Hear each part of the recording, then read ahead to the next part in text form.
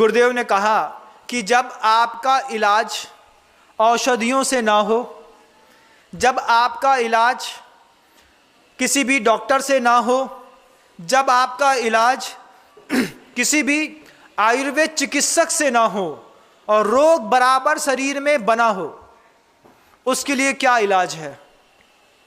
उसके लिए इलाज आचार्य कुंद भगवान ने लिखा है।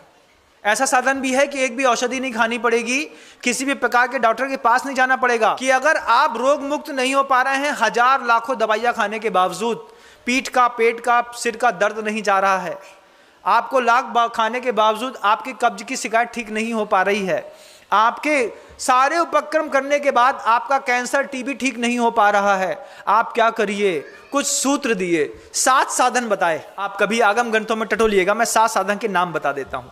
सबसे पहला एक साधन बताया, बिना औषधि के रोग ठीक करने का उपाय गुरुदेव कहते हैं अनशन स्वीकार करो, उपवास। यह भी एक चिकित्सा है, इसमें कुछ खाना नहीं पड़ता, बस किसी चीज को थोड़ा विराम दे देना पड़ता है। इससे क्या होता है, जब आप उपवास करते हैं तब आपके अंदर का पूरा जितना फैट है, जितना कार्बोहाइड्रेट है, जितना प्रोटीन एक्स्ट्रा जमा हुआ है, ये उपवास के दिन रिलीज होकर के एनर्जी में डाइवर्ट हो जाता है।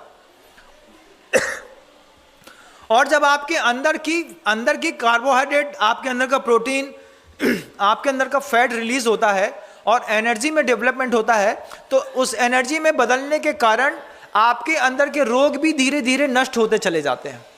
महाराज, बहुत चेस्ट पेन रहता है, हाथ में दर्द रहता है, सर्वाइकल की प्रॉब्लम है, बहुत ज़्यादा गर्दन दर्द हो रही है, बैठ नहीं पा रहे हैं, उसका भी उपाय है।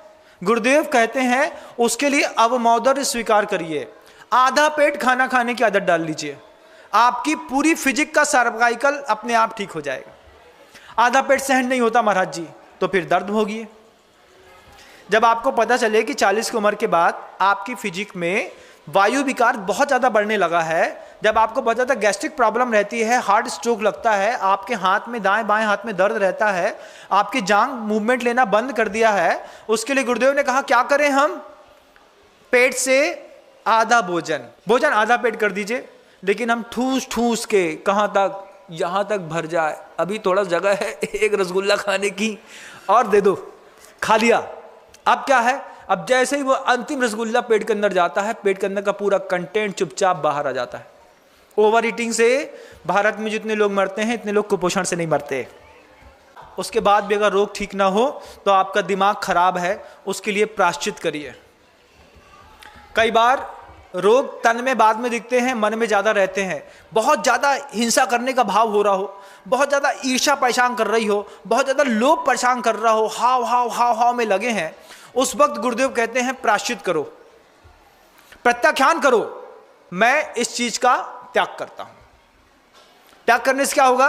कम से कम तत्संबंधी आसक्ति उतनी देर के लिए छूट जाएगी।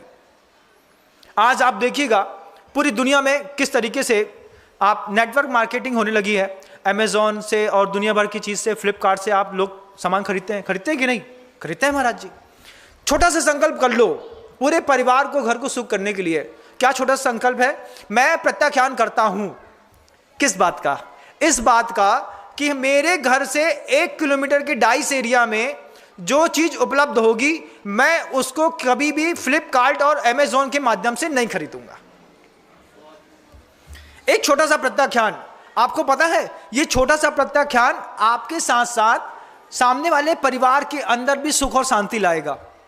बगल में एक रबड़ बैंड बिकती है, आप अपने घर से बाहर निकलना पसंद नहीं करते, आपने वहीं बैठे बैठे अमेजॉन में ऑर्डर दे दिया। आप अगर ये प्रत्याख्यान कर लें कि हम अपने डाइस एरिया में जहां भी रहते हैं 1 किलोमीटर तक जो भी चीज दुकान में उपलब्ध है उसको हम ई ऑर्डर से के माध्यम से नहीं बुलवाएंगे।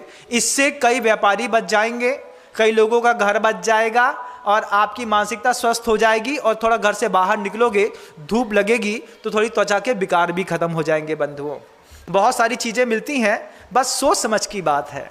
तो आप अनशन ले लीजिए, आप अवमोदन ले लीजिए, आप प्रत्याख्यान कर लीजिए, आप प्रायश्चित कर लीजिए, आप थोड़ा सा कायक्लेश कर लीजिए। कायक्लेश कहते हैं फिजिकल एक्टिविटीज को। अब 24 घंटे एसी के नीचे बैठा हुआ व्यक्ति, फिजिक तो खराब होगी, थोड़ा सा फिजिकल वर्क कर लें, ऊपर नीचे आगे पीछे। 8 किलोमीटर दौड़ने की आदत बना ले, 6 किलोमीटर। 40 के बाद 6 किलोमीटर रोज रनिंग करनी है। कभी भी हार्ट में स्टंट डालने की जरूरत नहीं पड़ेगी। छोटा सा काम था काइक्लेस का कि इतना पसीना बहाएंगे कि पूरा का पूरा शरीर पसीने से तरबतर दिन में कम से कम एक बार हो जाए। लेकिन पसीना आते ही साथ उसमें बैड स्मेल आती है, क्योंकि बैड खाते हैं तो स्मेल भी बैड आती है। वो सहन नहीं होती तो डीओ लगा लेते हैं। कई लोग तो ऐसे हैं कि नहाते ही नहीं है, अभी ठंडी आ रही है, अब 4-5 दिन में नहा लेंगे, हो जाता है। लेकिन इससे आपका शरीर बिगड़ता है बंधु। थोड़ा काइक्लेस भी हो और उसके साथ गुरुदेव कहते हैं थोड़ा सा स्वाध्याय भी हो। जब गुरु की देशना नहीं मिल रही हो, जब आपके लिए आपका अंतर्मन काम नहीं कर रहा हो, जब घर के अंदर राग द्वेष बहुत ज्यादा बड़े हो, तो राम नाम का जाप भी आपके परिवार की स्थिति संभाल लेता है। सामूहिक मंत्र जाप का नियम ले लो कि हम स्वाध्याय नहीं कर पाएंगे, कोई बात नहीं, हम घर के प्रत्येक सदस्य बैठ करके कमरे के अंदर सबका बैठना 7 बजे 8 बजे अनिवार्य है। और बड़े बाबा के नाम की 3 माला का नियम ले लो। ओम ह्रीम श्रीम क्लीम एम बड़े बाबा अरहम नमः। इस नाम की जाप की माला का नियम ले लो। क्या करना है? मुश्किल से 12 मिनट लगने हैं 3 माला फेरने का, लेकिन एकता को ताकत मिल जाएगी। पूरा परिवार एक समय पर एक स्थान पर एकत्रित हो जाएगा। हमारे घर का नियम है कि हमारे परिवार में प्रत्येक सदस्य जब तक 3 बड़े बाबा की जाप नहीं दे देता है, माला नहीं फेर लेता है, तब तक हम लोग कोई नहीं सोते हैं। रात में 10 बजे संयोजना बनाओ, लेकिन घर के अंदर इस बात की संयोजना बनाओ कि हम अपने परिवार में नियम लेते हैं, जब तक 3 माला हम अपने परिवार में सामूहिक रूप से नहीं फेर लेंगे तब तक हम नहीं सोएंगे।